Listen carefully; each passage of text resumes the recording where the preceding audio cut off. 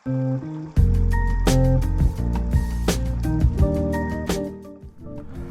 guys, semoga Gestam dari Staff kembali lagi di channel isinya budget teknologi semua. Dan di video kemarin-kemarin atau minggu lalu kan kita udah pernah review Huawei Mate 20 Pro. Sekarang mari kita review kakaknya, yaitu si Mate 10 Pro. Seperti biasa, ini unboxing dan first impresi. Untuk full reviewnya bakal dibahas seminggu setelah video ini tayang. Seperti biasa, mari kita bahas dulu harga dan speknya sebelum kita masuk ke unboxingnya. Untuk harganya sendiri, ini kalian bisa beli sekarang Mate 10 Pro lumayan murah di harga 2,350.000. Lumayan murah ini. Ini tuh yang varian 6GB RAM dengan internet storage sebesar 128GB. Ini yang pastinya single SIM ya guys. Dan untuk harga segitu kalian dapat spek pakai chipset Kirin 970 dengan fabrikasi sebesar 10 nanometer. Ini kalau nggak salah ekuivalen sama Snapdragon 845. Terus dia punya layar 6 inci OLED display 1080p dan PPI sebesar 402. Masih ada Google Play yang pastinya, storage UFS 2.1, stereo speaker, gak ada headphone jack, ada NFC dan juga punya baterai sebesar 4000 mAh baterai yang bisa fast charging sampai 22 watt. So ya, itu dia spek singkatnya. Seperti biasa nanti kita bakal tes juga si NFC-nya di first impresinya. Sekarang mari kita buka dulu boxnya, dan untuk warnanya ini gue request yang warna emas. So ya, oh ya, gue sampai lupa, kalau misalnya kalian mau beli HP ini gue bakal taruh juga link pembeliannya di deskripsi ya. Dan ini dia HP-nya, mari kita kepinggirin dulu boxnya. Gue minta yang warna emas, tapi ternyata dikasihnya warna grey. Gak apa sih, gue juga suka warna grey. Sebenarnya gue antara mau milih grey atau gold. Gue yang request gold, tapi dikasih warna grey sayangnya. But it's okay, ini cuma HP review, untungnya bukan HP main. Tapi ya, untuk belakangnya ini kemulusannya tuh si tokonya bilang sekitar 97%-an. Dan gue bisa bilang ini untuk bagian belakang sendiri, ini sangat-sangat mulus. Gue nggak ngelihat ada scratch sama sekali. Atas mulus, semua kelihatan mulus banget. Dan overall gue suka banget ini warna kayak apa ini? Kayak space gray atau metal gray, maybe. Lumayan bagus ini. Sangat-sangat glossy, bisa kita lihat. Mengkilat banget. Tapi masih kelihatan elegan. Personal gue lebih suka warna kayak gini daripada warna-warna alay gradasi. Simple warna kayak gini, sedikit ada two-tone. Kelihatan lumayan elegan. Tapi ya, mumpung kita lagi di belakang, di sini ada fingerprint sensornya. Terus ada setup dua kamera, yang main kameranya tuh punya megapiksel sebesar 12 megapiksel dengan f1.6 yang udah support optical image stabilization. Dan untuk kamera keduanya ini 20 megapiksel black and white kamera dengan f1.6. Jadi ya, kamera keduanya memang ini zaman-zaman kamera ultra wide sama telefoto belum populer. Jadi Huawei masih ngasih kamera yang menurut gue rada useless, yaitu black and white. Tapi ini cuma opini gue. Dan untuk si selfie kameranya ini sebesar 8 megapiksel dengan f2.0 yang bisa nge-record video sampai resolusi 1080p 30 fps. So ya, itu dia kamera depan dan belakangnya. Dan untuk kemulusan bagian kanannya, ini gue bisa bilang lumayan mulus. Cuma ada sedikit kotoran di sini, tapi overall sangat mulus. Button masih clicky. Bagian atas di sini ada infrared dan mikrofon. Lumayan mulus. Di bagian samping kiri di sini ada sistem slotnya. Kalau misalnya kita buka, kalau nggak salah dia tuh kalau ingin pakai memori harus pakai memori proprietary-nya si Huawei, tapi kita lihat. Yap, dia harus pakai, kalau nggak salah namanya tuh nano memory something.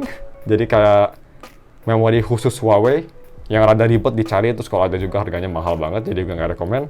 Anggap aja ini internalnya tuh nggak bisa di-expand ya, jadi cuma 128GB.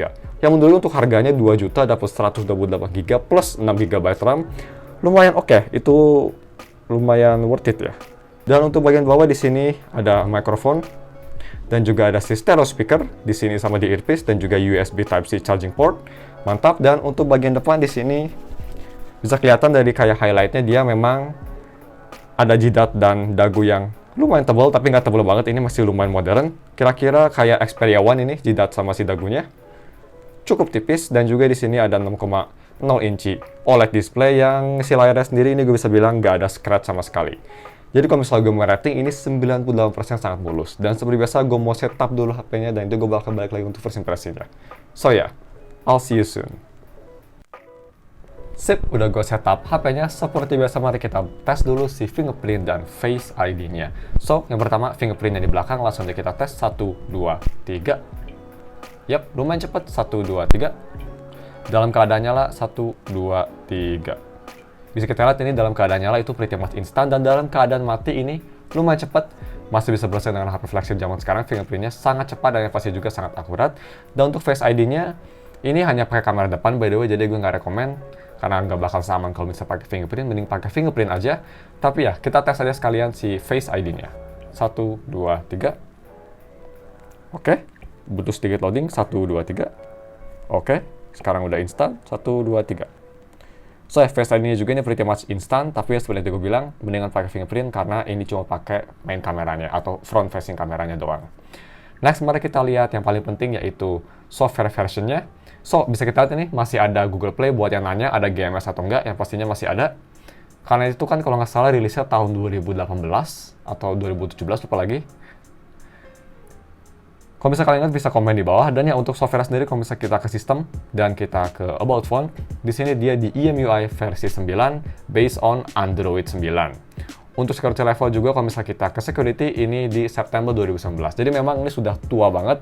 Cuma memang sayangnya karena ini di Android 9 Pie bukan Android 10, jadi sayangnya kalau misalnya kita ke display nggak ada fitur favorit gue. Yap, sayangnya nggak ada dark mode. What a shame. Tapi yang gak menyayangkan itu kalau misalnya kita ke DRM Info, ini karena HP flagship, jadi yang pastinya untuk DRM Infonya sendiri dia sudah di Widefine L1 yang pastinya, jadi kalau misalnya mau nonton Netflix atau streaming service lainnya bisa sampai resolusi paling tinggi, dan juga sudah support HDR10. Mantap!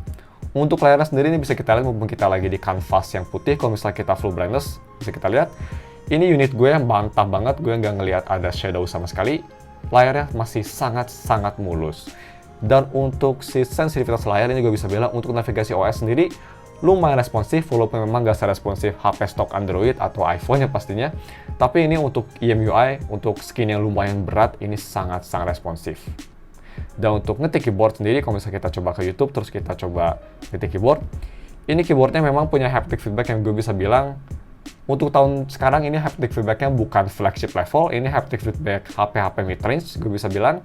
Tapi at least dia nggak ada keyboard delay sama sekali, nggak kayak HP-HP Xiaomi pada zamannya. Dia ini masih sangat responsif keyboardnya, seperti HP Huawei lainnya. Very nice. Dan juga tadi gue lupa bilang, ini untuk layarnya sendiri dia ada smart display, jadi untuk nge-save baterai kalau misalnya kita ke display, di sini screen resolusinya, buat yang nanya, screen resolusinya bisa diganti antara 1080p atau HD, tapi gue mending kalian leave ke smart resolution aja, jadi bakal otomatis nurunin resolusinya ke 720p kalau misal butuh untuk nge-save power.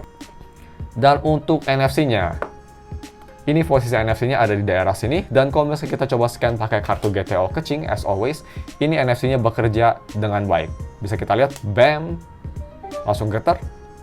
Dia itu bekerja pretty much 10 dari 10, nggak pernah gagal. Very nice. Ya bagus lah, ini untungnya nggak kayak HP Sony Docomo atau SoftBank yang baru kayak Xperia One atau Xperia 5, yang HP mereka tuh kalau misalkan nggak tahu, HP kayak Sony Xperia One ke atas kayaknya deh, atau Xperia 5 ke atas yang versi Docomo atau SoftBank, dia nggak bakal bisa bekerja NFC-nya kalau misalnya nggak di software yang paling baru. Untungnya di Mate 10 Pro ini walaupun software kayaknya ini sedikit ketinggalan, kalau nggak salah ini bisa sampai Android 10, tapi dia untungnya NFC-nya masih bisa bekerja dengan baik, gak usah software paling baru. Sangat responsif juga. Kalau misalnya mau dibandingin sama XZ3 atau XZ2, ini pretty much neck and neck, sama bagusnya. Last but not least, mari kita tes si kamera quality-nya. Of course, langsung aja kita launch si kameranya. Langsung aja kita tes foto ke si Hilichurl. Ini dia ada option buat 2 kali zoom, tapi ini zoomnya digital guys, bukan optical. So ya, kita coba foto ke si Hilichurl, 1, 2, 3. Kalau di kamera sini kelihatannya sangat sharp banget, dan juga kontrasnya sedikit gelap, tapi lumayan bagus. Next, kita coba foto ke Hilichurl yang satu lagi, yang warna biru. Dragon Spine Hilichurl. Ini by the way pakai AI-nya nyala. 1, 2, 3, boom.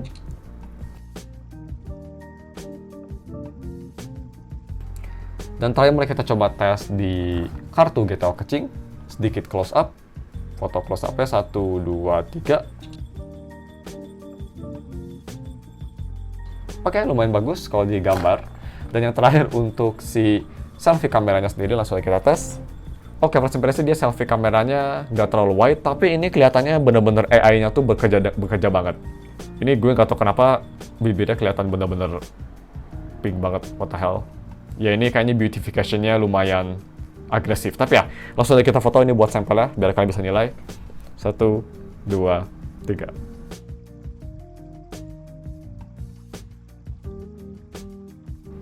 Oke, jadi itu dia sampel-sampel fotonya. Seperti biasa ini hanya sampel sedikit aja, untuk lebih detailnya lagi ngebahasnya bakal di full reviewnya.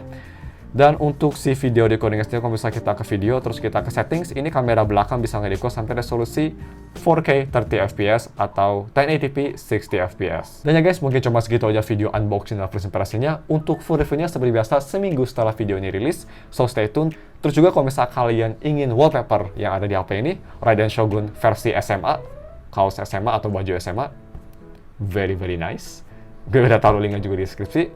Dan ya, mungkin cuma segitu videonya. Jangan lupa like dan subscribe. Thanks for watching. We'll see you in the full review next week. Bye.